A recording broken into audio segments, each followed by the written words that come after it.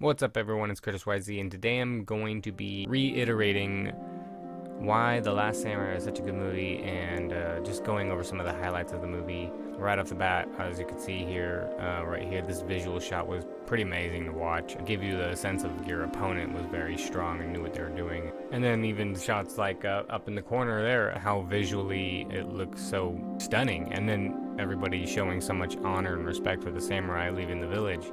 And then this shot over here on the far right, very peaceful. There's so many, it's funny how much you tend to enjoy, like I love all the action in this movie, don't get me wrong, but it's the slow moments in this movie that are so captivating as well.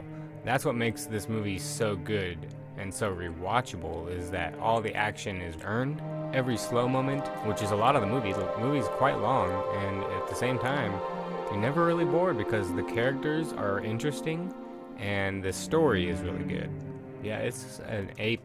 It very much reminds me of Enemy at the Gates. When it comes to the score, the drama of it all, very emotional movie. I can't help but compare this movie to Enemy at the Gates, and I think it's because of Hans Zimmer's score, which is, I'm pretty sure, this cover right here. This is the actual cover for the soundtrack. More highlights of this movie would be the tiger scene when he's the last survivor of the battle and he's waving around, and that whole scene. But the tiger shot in particular is just, the way the whole thing was done was just breathtaking to watch, how well it was executed to me. When Tom Cruise is yelling Saki, you really feel like this character is just in pain and agony, like he's tormented. The dialogue when he's examining their culture and starts to understand the culture and decides to be a part of the culture.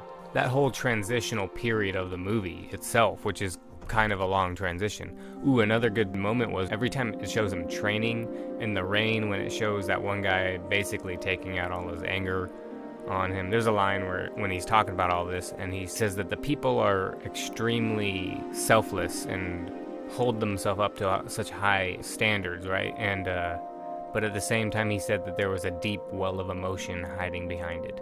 And it's just beautiful dialogue, and you can totally see it in everybody, in every character. The main actress in this movie, I don't have a picture up, she does a really good job. She doesn't even have that much dialogue in the movie. Through her facial expressions, you could tell, at least for me, I feel like I could tell exactly what she's saying every time she's staring. It's incredible how well she does it.